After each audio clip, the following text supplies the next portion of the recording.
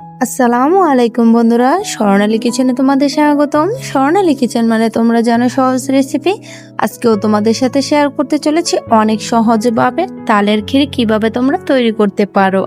আর আমি এমন একটা টিপস ব্যবহার করবো এখানে, যেটার ফলে তাল কখনো তিতো লাগবে না, একদম মিষ্টি হবে তোমাদের তালগুলো যখন তোমরা রান্না করবে। তো চলো কথা না বাড়িয়ে দেখিয়ে দিচ্ছি টিপস সহ তোমাদেরকে এই তালের ক্ষীরটা।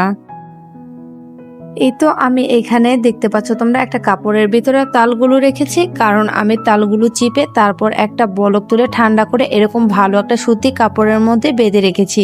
তারপর এভাবে ঝুলিয়ে রেখেছিলাম 1 ঘন্টার জন্য, কারণ তালের যেই তিতো পানিটা আছে তিতো পানিটা ঝরে পড়ে যায়, এর ফলে তাল কিন্তু আর তিতো লাগে না। তাই আমি এভাবে করে নিচ্ছি, তোমরা অবশ্যই এভাবেই করবে। এখন আমি চুলায় একটা প্যান বসিয়ে এই তালগুলো দিয়ে দিব। এখানে আমি মেজারমেন্ট কাপের 3 কাপ পরিমাণে তাল নিয়ে নিচ্ছি, তোমরা যতটুকু ইচ্ছা ততটুকু নিতে পারো। তারপরে এখানে আমি দিয়ে দিচ্ছি গরুর দুধ। আমি ভালো করে জাল করে একদম ঘন করে এখানে 1 কাপ পরিমাণে গরুর দুধ দিয়েছি। আর দিয়ে দিচ্ছি এখানে 1 কাপ পরিমাণে নারিকেল, আর দিচ্ছি সামান্য লবণ। অবশ্যই তোমাদেরকে এখানে কিন্তু নারকেলটা দিতে হবে। তারপর দিয়ে দিচ্ছি এখানে 1/2 কাপ পরিমাণে চিনি। আমি লাল আখের চিনিটা নিয়েছি, তোমরা তোমাদের স্বাদ মতো চিনিটা অ্যাড করবে। আমি এখানে যদি পরে আবার মিষ্টির প্রয়োজন হয় আমি আবার মিষ্টি অ্যাড করব। এখন সবকিছুকে ভালো করে মিশিয়ে নিচ্ছি। আর তোমরা কিন্তু অবশ্যই দুধটাকে ভালো করে জাল করে ঘন করে নেবে, তাহলে দেখবে এটার টেস্টটা খুব ভালো আসে। এখন আমি সবকিছু মিশিয়ে নিচ্ছি। এই তো আমার সবকিছু মিশানো হয়ে গেছে। এখন আমি ভালো করে একটা বলক তুলে নিচ্ছি। এই তো বলক চলে আসছে। এই পর্যায়ে দিয়ে দিচ্ছি আমি 3টা এলাচ। এলাচ দেওয়ার ফলে একটু সুন্দর ফ্লেভার হবে। এখন এটাকে ভালো করে জাল করে একদম পানিটা শুকিয়ে নিতে হবে। তাল জাল করার পরে দেখবে পানি পানি হয়ে যাবে, একটু পাতলা হয়ে যায়, তখন এটাকে জাল করে একদম শুকিয়ে নিতে হবে। আর এই কাজটা কিন্তু একটু পরপর তোমরা তলা থেকে এভাবে নাড়াচাড়া করে দিবে, না হলে কিন্তু নিচ থেকে লেগে যাবে, তখন কিন্তু ক্ষীরটা নষ্ট হয়ে যাবে। আর এই সময় কিন্তু অনেক ফুটতে থাকে, তোমরা একটু সাবধানে নাড়াচাড়া করবে, একটু দূর থেকে করবে, না হলে হাতে ছিটে আসতে পারে। তাই এই কাজটা একটু খেয়াল করে একটু সাবধানে করবে। আমি এইভাবে নাড়াচাড়া করে পুরো পানিটা শুকিয়ে নিচ্ছি। এই তো তোমরা দেখতে পাচ্ছ অনেকটা কিন্তু পানি টেনে গেছে। আমার এখানে আরো মিষ্টির প্রয়োজন, তাই আমি আরো এখানে মিষ্টি অ্যাড করছি। আমার এখানে লাল লাল দেখাচ্ছে, কারণ আমি এখানে খাঁটি খেজুরের গুড়টা অ্যাড করেছি। এই তো তোমাদেরকে দেখিয়ে দিয়েছি এরকম। এটা দেওয়ার ফলে কালারটা এরকম এসেছে, আর এটা দেওয়ার ফলে কিন্তু অনেক সুন্দর একটা ফ্লেভার আসে এই তালের ক্ষীরের মধ্যে। তোমরা যদি চাও পুরোটা চিনি দিয়েও করতে পারো।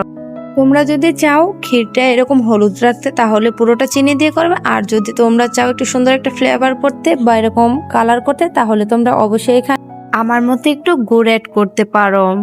আমার এটা কিন্তু প্রায় হয়ে গেছে। আর তোমাদের এটা হয়েছে তোমরা কিভাবে বুঝবে আমি তোমাদেরকে দেখিয়ে দিচ্ছি। তোমরা দেখো আমার এই ক্ষীরটা কিন্তু এখন আর কিন্তু ফুটে একদম ছিটে যাচ্ছে না, এখন কিন্তু সুন্দর একদম পানিটা শুকিয়ে গেছে। আমি এই পর্যায়ে কিন্তু চুলা থেকে নামিয়ে নেব। এর থেকে বেশি টানানোর কোনো প্রয়োজন নেই। যখন দেখবে আর কোনো ছিটছে না তালগুলো, তাহলে বুঝতে হবে এটা হয়ে গেছে। আমি চুলা থেকে নামিয়ে নিচ্ছি। এই তো আমি চুলা থেকে নামিয়ে একটা বাটিতে সার্ভ করে নিয়েছি। তারপর দেখার সৌন্দর্যের জন্য আমি অল্প একটু নারকেল কুচু এইভাবে উপর থেকে দিয়ে দিচ্ছি। আর এটার মধ্যে কিন্তু কোনো প্রকার পানি নেই, তাই এটা তোমরা এমনি নর্মাল টেম্পারেচারে রেখে তোমরা কিন্তু অনায়াসে এটা 1 সপ্তাহের মতো রেখে খেতে পারবে। এটা কিন্তু কোনো প্রকার কিন্তু নষ্ট হয়ে যাবে না। এটা তোমরা এভাবেই খেতে পারো। এটা কিন্তু শুধু খেতে অনেক ভালো লাগে, বা মুড়ি বা রুটি যেটা দিয়েই তোমরা চাও খেতে পারো। এটা অসম্ভব মজার হয়ে থাকে। এইভাবে অবশ্যই একবার হলে তোমরা ট্রাই করবে বাসাতে। আর এইভাবে তোমরা যদি আমার মতো সব স্টেপ ফলো করে এই তালের ক্ষীরটা তৈরি করো, তাহলে কিন্তু কোনো সময় তোমাদের তালগুলো তিতো লাগবে না। অনেক সময় তালের ক্ষীর কিন্তু তিতা লাগে, কিন্তু এইভাবে করে দেখবে, আমি গ্যারান্টি দিচ্ছি যে তোমাদেরকে একদম পারফেক্ট মিষ্টি তোমরা তালের ক্ষীর তৈরি করতে পারবে। তোমরা অবশ্যই এইভাবে একবার হলো বাসায় ট্রাই করবে, এটা আমার রিকোয়েস্ট থাকবে। তো আমার রান্নাগুলো যদি তোমাদের ভালো লেগে থাকে, অবশ্যই আমার চ্যানেলকে সাবস্ক্রাইব করে আমার পাশেই থাকবে। তো আজকে এই পর্যন্তই, সবাই ভালো থাকবেন। আসসালামু আলাইকুম।